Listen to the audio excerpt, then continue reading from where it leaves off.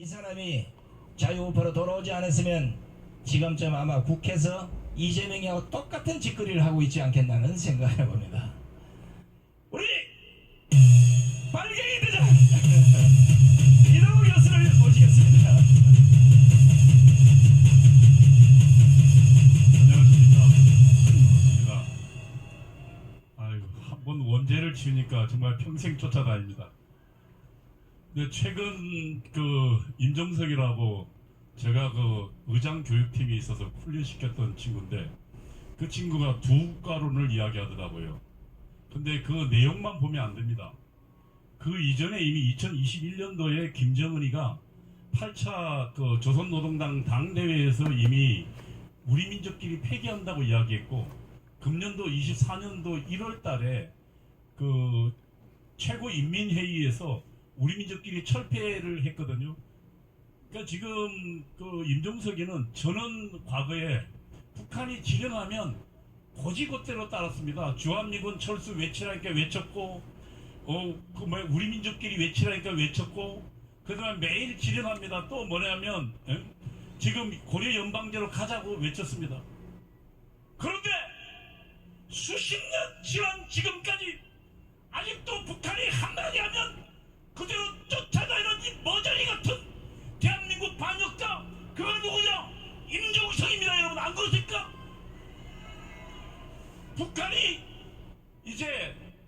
북한이 코너에 몰렸거든요. 대한민국 드라마를 보니까 애들이 생각이 바뀌는 겁니다. 그래서 더 이상 우리 민족끼리 하다가는 전부 대한민국 판이 될 파입니다. 그래서 김정은이가 살다가 이제는 아예 둘을 끌어놓자 라고 했는데, 그래서 만들어 놓은 게 두 국가론입니다. 그리고 북한식으로 하면 우리 국가 우선, 북한 우선주의론입니다. 그걸 외쳤더만 이 임종석이라는 자가 그걸 지금 대한민국에 주장하고 있는 겁니다. 아직도 북한의 지령을 수행하는 사람입니다. 대한민국에서 북한의 지령을 수행하는 임종석 말고 또 있습니다. 대통령 했던 자입니다. 제가 보낸 PPT 두 번째 보십시오. 북한의 남조선 혁명 지령을 충실히 수행한 게 문재인입니다. 문재인은 간첩이었다는 겁니다. 저는 북한의 혁명론을 공부했고 북한의 지령을 수행해 봤던 사람이기 때문에 왜 문재인이 간첩인지 알 수 있습니다. 세 번째 한번 넘겨보십시오. 이게 혁명 경로인데요. 좀 두 번째 거 좀 키워보실래요? 이게 지금 맨 처음에 진보정당 연합체는 이미 구성되어 있습니다. 진보정당도 구성되어 있고요. 그 다음에 민주연립정부를 구성해서 혁명에, 그 다음에 진보적 민주주의 실현 기반이라는 혁명의 기반을 만든다는 거거든요. 그러면 민주연립정부가 문재인 정부였습니다. 그리고 그 문재인 정부의 구체적으로 지령한 내용이 있습니다. 다섯 번째 볼까요? 이게 문재인 정부는 혁명으로 바로 가기 전 단계가 민주연립정부인데 문재인 정부에 지령한 게 있습니다. 딱 두 가지입니다. 하나는 파쇼 체제를 개혁하라. 두 번째, 사회정치생활 민주화를 해라. 그런데요, 파쇼 체제 개혁하면 여러분 잘 모릅니다. 간단하게 이야기하면 파쇼 체제 개혁이란 보수 정치 세력과 보수 정치 세력의 기반인 재벌을 없애라는 겁니다. 문재인 때 뭐 했습니까? 문재인 정부 들어서자마자 뭐 했어요, 여러분? 이 뭡니까? 그거 있잖아요. 내가 지금 갑자기 생각이 안 나네. 그 다음 좀 넘겨보세요. 예, 재벌 해체, 적폐청산이라는 걸 했잖아요. 적폐청산을 해서 그때 대통령 2명이 다 감옥에 갔습니다. 그리고 우리 보수의 정치 세력과 보수의 핵심 국정원장을 포함해서 200명을 감옥에 보냈습니다. 이게 뭡니까? 이게 파쇼 체제 개혁을 지령한 북한의 지령입니다. 그럼 문재인은 북한의 지금 지령을 그대로 하나 수행하겠습니다. 그 다음에 또 뭐 했습니까? 문재인이 들어가자마자 이재용 감옥 보냈습니다. 그 다음에 롯데하고 그 다음에 재벌들을 수사했습니다. 이재용 씨는 감옥에 2번이나 갔습니다. 아시지만 현재 삼성전자가요 1년에 매출이 한 280조 가까이 됩니다. 1년의 매출이요. 그 매출의 90%는 전부 외국에서 파는 겁니다. 국내에서 파는 건 28조밖에 안 돼요. 근데 세금은 어디에다 냅니까? 대한민국에 냅니다. 1년에 20조, 많게는 25조, 적게는 18조 가까이 냅니다. 우리나라 법인세의 거의 한 30%, 40%를 삼성전자 회사 하나가 내고 있어요. 그러면 그 돈 가지고 우리 지금 복지 쓰고 있는데 우리 대한민국 이재용 어부져야 됩니까? 감옥에 보내야 됩니까? 어부져야 되죠. 그런데 이재용을 감옥에 보냈습니다. 그 지시가 뭡니까? 8쇼 체제 개혁입니다. 문재인 정부의 구체적으로 지시한 북한의 지령입니다. 그 다음에 사회정치 생활의 민주화라는 걸 했습니다. 한번 그 뒤로 좀 넘겨보십시오. 이게요, 기무사를 해체했습니다. 기무사가 뭡니까? 군대 내에서 간첩 잡는 조직입니다. 기무사를 해체해버리고 그 다음에 뭘 했습니까?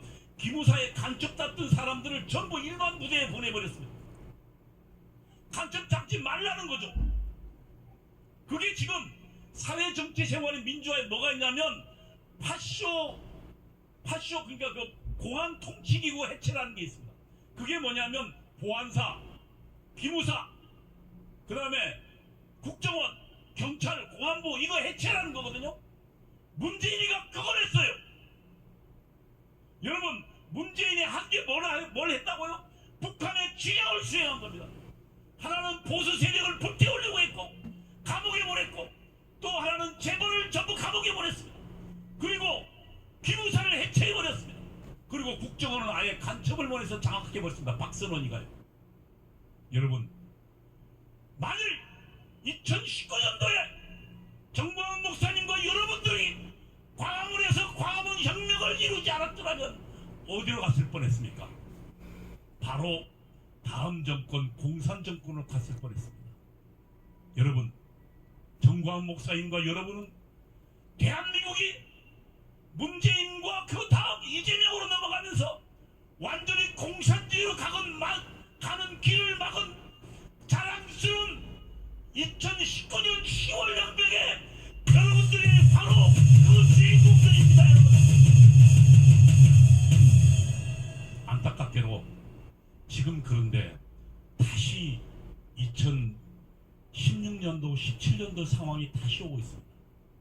지금 지난 총선을 저들은 국민을 속여서 집권했습니다. 다수석을 얻고 지금 공공연하게 대통령 탄핵을 외치고 있습니다. 그리고 그 가장 약한 고리인 김건희 여사를 조롱하고 공격하고 있습니다. 최재형이라는 자는 북한의 통일전선부 부위원장 맹경일의 지령을 받은 자입니다. 그리고 이 대한민국에 와서 열심히 간첩단들과 주사파의 최고 대장급을 만나서 지령을 전달한 자입니다.